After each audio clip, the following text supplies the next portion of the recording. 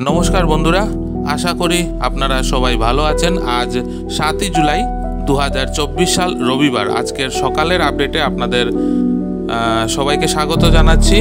बंधुरा तो आजकेर सकालेर किछु आपडेट आपनादेर साथे शेयर करब।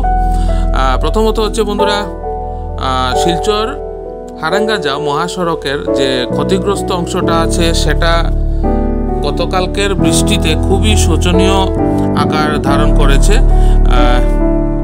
एक प्रकार जीवनेर झुंकी निये नित्यदिनेर जानबाहन चलाचल करছে। गतकालकेও যাত্রীবাহী কিছু গাড়ি চলাচল করেছে কিন্তু প্রচণ্ড ঝুঁকিপূর্ণ অবস্থা ছিল। সবথেকে বড় ব্যাপার হচ্ছে যে ডিমা হাসাও প্রশাসনের নিষেধাজ্ঞা সত্ত্বেও কিন্তু শিলচর হারেঙ্গাজাও রুটে মালবাহী ভারী গাড়িগুলো চলাচল করছে আর এর ফলে রাস্তার প্রচুর ক্ষতি হচ্ছে। আর অবস্থাটা এমন দাঁড়িয়েছে যে যে কোনো সময়ে শিলচর হারেঙ্গাজাও এলাকার রাস্তা সম্পূর্ণভাবে আবার বন্ধ হয়ে যেতে পারে।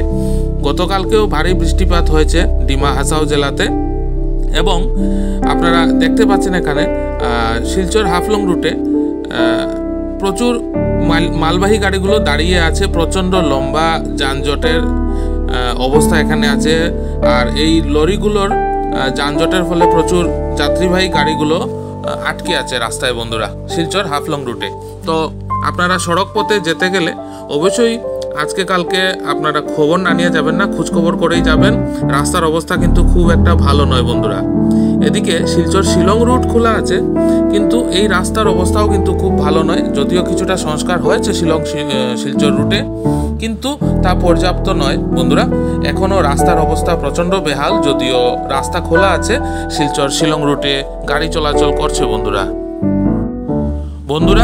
এবং আরেকটা আপডেট, দীর্ঘ 5 দিন পর আজকে 6 দিনের মাথায় গতকাল রাত 8টায় শিলচর অন্নপূর্ণা ঘাটে বরাক নদীর জলসীমা অবশেষে বিপদসীমার নিচে নামলো এবং বরাক নদী সহ বরাক উপত্যকার অন্যান্য নদী এবং তার উপনদীগুলো সবগুলোরই কিন্তু জল কমেছে কিন্তু বিস্তীর্ণ এলাকা গ্রাম বরাকের এখনও জলপ্লাবিত রয়ে গেছে বন্ধুরা। আপনারা দেখতে পাচ্ছেন গ্রামাঞ্চলের অনেক যোগাযোগ রক্ষাকারী রাস্তার উপরে এখনও নদীর জল যেগুলো বাঁধ ভেঙে ঢুকেছিল সেগুলো প্রবাহিত হচ্ছে এবং বিস্তীর্ণ এলাকা জলমগ্ন হাইলাকান্দি, কাছাড় তথা করিমগঞ্জ জেলার।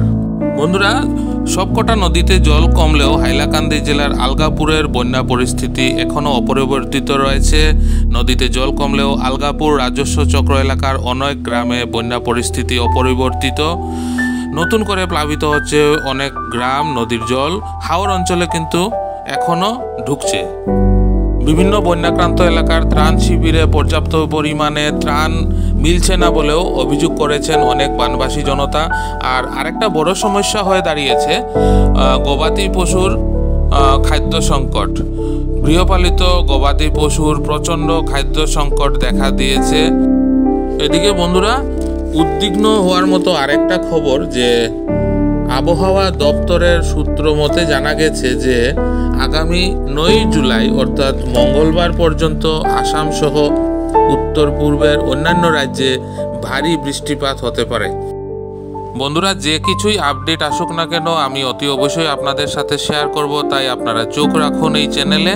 আর যারা নতুন আছেন এই চ্যানেলে তারা অবশ্যই চ্যানেলটা সাবস্ক্রাইব করে রাখবেন। বন্ধুরা আপনারা অযথা প্যানিক করবেন না, কোনো ধরনের গুজবে কান দেবেন না, গুজব ছড়াবেন না। পরিস্থিতির দিকে সতর্ক দৃষ্টি রাখুন, সাবধানে থাকুন, নিরাপদে থাকুন।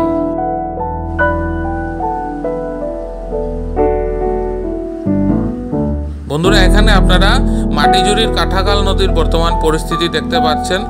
একটা স্বস্তির খবর হলো এখানে কিন্তু জল অনেকটাই কমেছে, আপনারা দেখতে পাচ্ছেন। তো বন্ধুরা আজকের সকালের ভিডিওতে আপডেট এতটুকুই থাক। আশা করি আজকের ভিডিওটা আপনাদের ভালো লাগবে।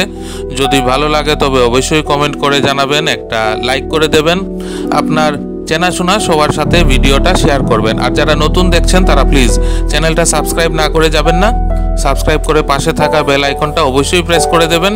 তাতে যখনই আমি আরেকটা নতুন ভিডিও দেব তার নোটিফিকেশন সাথে সাথে আপনার কাছে চলে আসবে। আজকে বন্ধুরা আপনাদেরকে শিলচর সোনাই রোডের একটা বড় আপডেট দেব, তো আপনারা দেখতে ভুলবেন না। আজকে সন্ধ্যের সময় আমি ওই ভিডিওটা দেব। ততক্ষণ আপনারা সবাই ভালো থাকুন, সুস্থ থাকুন। পাশে থাকার জন্য অনেক অনেক ধন্যবাদ।